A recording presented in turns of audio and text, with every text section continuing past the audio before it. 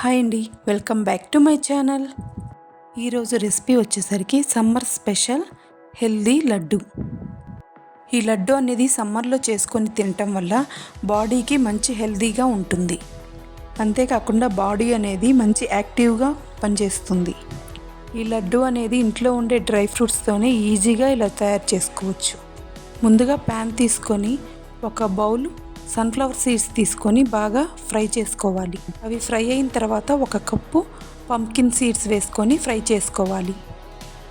అవి రెండు ఫ్రై అయిన తర్వాత ఒక కప్పు నువ్వులు వేసుకొని బాగా ఫ్రై చేసుకోవాలి. లో ఫ్లేమ్లో పెట్టుకొని ఫ్రై చేసుకోవాలి.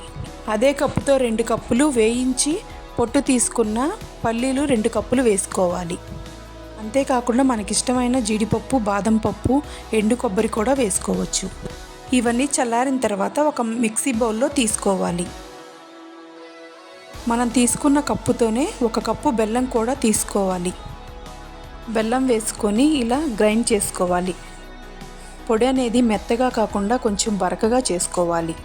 ఇదంతా ఒక బౌల్లోకి తీసుకోవాలి.